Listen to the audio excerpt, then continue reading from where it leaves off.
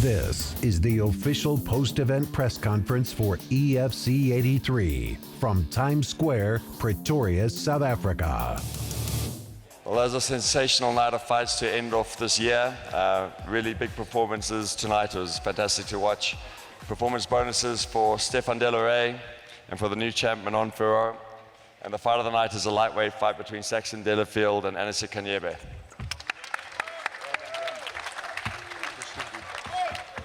First questions for Brendan. Brendan, it's been a fairy tale from the start to now. Just talk us through how you feel and where do you think it went wrong? Yeah, it's, like you say, a bit of a fairy tale. It was a very overwhelming experience being part of this, you know.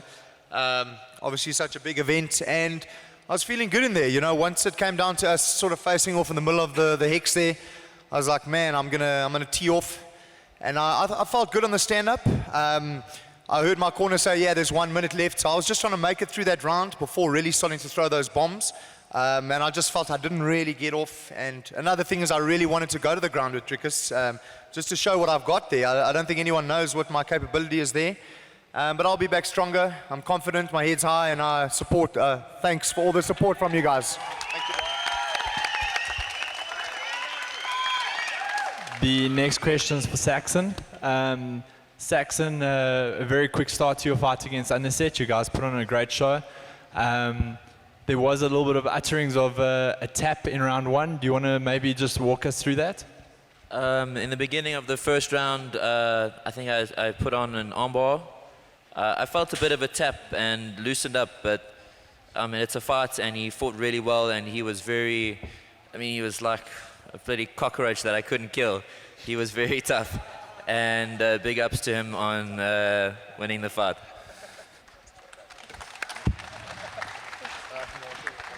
Kaido, can you just justify why Elaine Lunga's ahead of Anise Kanyebe for that title shot? Because I mean, I think Aniset's been way more active than Elaine.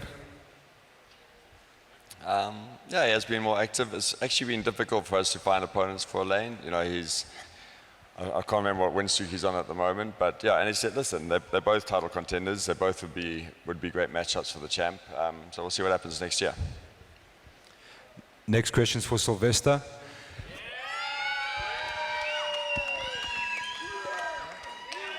Sylvester, you were one of 4 guys that were vying for that title shot, that status of #1 contender.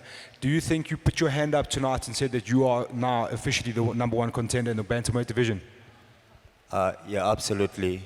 I mean, taking a look at the 135 division, Ozzy was on a 4-fight winning streak, and I don't think there's anyone who was on a 4-fight winning streak except Ozzy, which made him the #1 contender. And I just beat the #1 contender, and what does that make me? I think I'm next in line for the title shot. As questions for Menlyn. Menlyn, hopefully next year in 2020, legislation will be passed for the legalization of mixed martial arts in France. What does it mean to French mixed martial artists to be able to come to the EFC here in South Africa and find a home and win a title like you have done? And what does your victory tonight do for French mixed martial arts?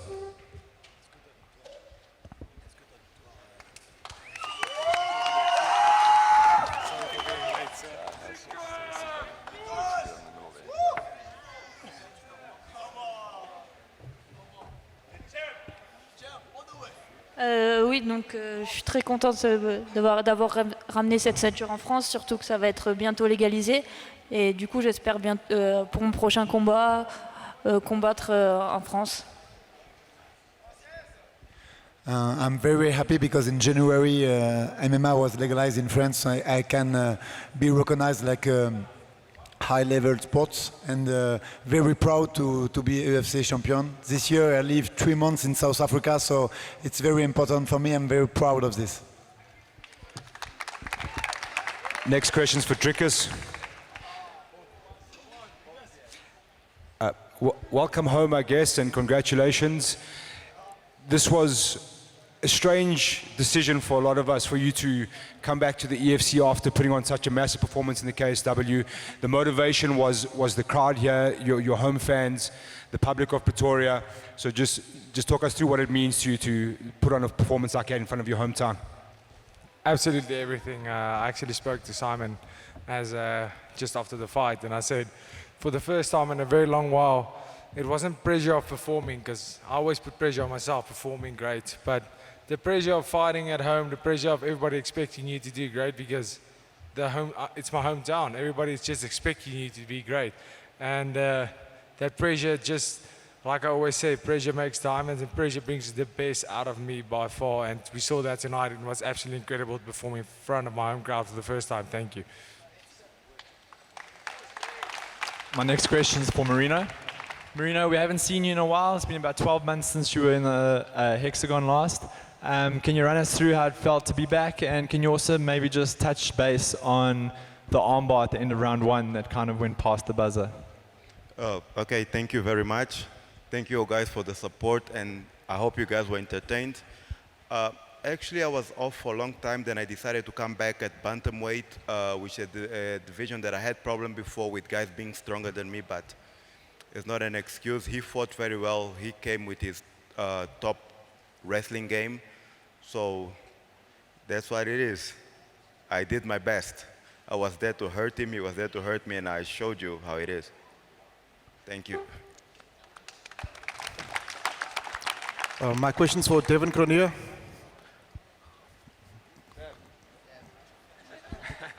Devin, in the build-up to this fight, you said that should you win tonight, you explained why you deserve that title shot with Faiz, and the man next to you actually just gave his reason as to why he's in line. Can you just give your thoughts on Sylvester's response earlier?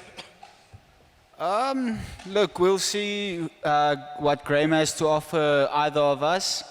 I think also next year we'll have a few surprises for a lot of people. I've got a lot I'm dealing with at the moment, so I'll take some time off over the holidays and we'll speak in the new year. Next question's for Anisette. At the end of the weigh-ins, Graham hinted at the winner between yourself and Saxon Delafield will be facing Elaine Ilunga. It's a rematch to a fight that you've lost before. What are your thoughts on a fight with Elaine Ilunga for possibly a lightweight title? Yeah, thank you. Yeah, I know, I beat him 2 years back. I finished him on the first round. I was thinking if he go back, he's gonna train, but I didn't see anything. He just put more tattoos. Yeah, that is what it is. There's nothing, and then I know he said that he's gonna stand with me. There's no stand up. I beat him like my son. This is the second time. If he try for the third time, he's gonna go to hospital. And then I knew he's gonna come with aggression. I know everything. And then my wrestling is better than his wrestling. Even my grappling is better than his grappling. And then I use my reach just to beat him. And then I know he's gonna come to prove a point. There's no point for me to prove. And I was already #1 contender of lightweight, and then welterweight as well. I just take this fight because I can't see it because I'm a fighter. Any single fight, if you win, he just call me up. And he said, he deserves what he get now.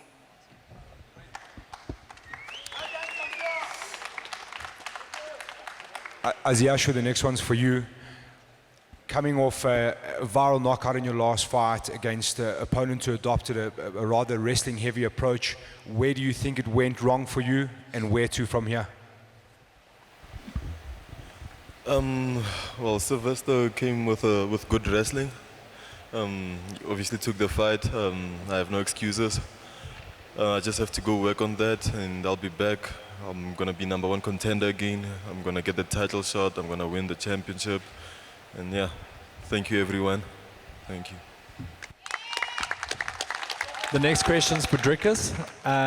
Drickus, obviously you've been jumping between EFC and KSW. You've got contracts that allow you to fight in both organizations. What can we expect from you next year?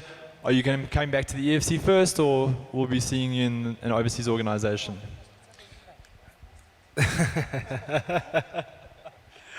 No, obviously I haven't made any concrete plans as of the first events of next year. I'm not sure when the first event next year for EFC is. I know the first KSW is March the 21st. So I'll be looking to fight as soon as possible. I'm like I said, at middleweight now that I've grown into this weight perfectly. I fought 12 weeks ago. I fought now. I can fight regularly at this weight because the big weight cut's just not there. So hopefully, we'll see with the EFC what's happening at middleweight, what's happening at light heavyweight, like I said, and see if we can do something interesting. But obviously, I'll talk to the guys at KSW and collaborate with the EFC and see what we can come up with, just to accommodate everybody and do make the best decision for the organization and for myself. Next question's for Cairo. We heard Sylvester Chipfumbu say to Faiz Jacobs that he's going to see him in April 2020 at Grand West Casino. So can we expect a return of EFC to Cape Town next year? Yeah, that's correct. We've booked 2 dates in Cape Town in 2020, one on the 4th of April and one in November, and another 8 shows around the country as well. So next year will be a full 10 shows again. Question for Cairo. Can you explain the thought process behind Temba and Lyle Karam, please? The thoughts behind it, are you saying? Temba Grimbo and Lyle Karam for the title. Okay, yeah. I mean, Temba obviously is campaigning for a fight. He wants a fight that's going to elevate himself, and Lyle's proved himself as a top contender. He's undefeated. He just had a huge win fighting in Australia, headlined a card there. It'll be a great fight. It's a tough matchup for both of them. So we're going to try to put that fight on for the first event of the year next year. Cairo, another one for you. With Dricus's potential return back to EFC at the beginning of next year, who have you got lined up for him at middleweight? We know the light heavyweight division is very thin, and I don't think there's many worthy opponents in that division. So who have you got lined up for him at middleweight? Listen, I'd love to see Dricus versus Simon for the light heavyweight title. I think that would be epic. There we have it. Last question, Dricus. Sorry, where's the CIT party at tonight? Excuse me? Where's the CIT party at tonight? The after party? Yeah. It's going to be at Guy Fieri's, the only place that's open, every place that's open up and around here that sells beer. That's where you'll find every CIT guy. That's why you don't see too many of them around right now. They were looking out for every beer. I was like, hold the spot, have a beer ready when I get there. Final question for Cairo. What can we expect in 2020? I don't know. We're going to go on holiday and think about that one for a while. No, I'm kidding. Yeah, a whole bunch of great events. We've pushed this year, really pushing extending our broadcast reach. We've had more viewers this year than we've ever had before. But even tonight, we had 4 new broadcasters broadcasting EFC in Africa for the first time. So next year, we're literally going to be pushing out to hundreds of millions of people watching these great athletes. But thank you all for the support this year. It's been wonderful, and see you all in 2020. Thank you, Pretoria.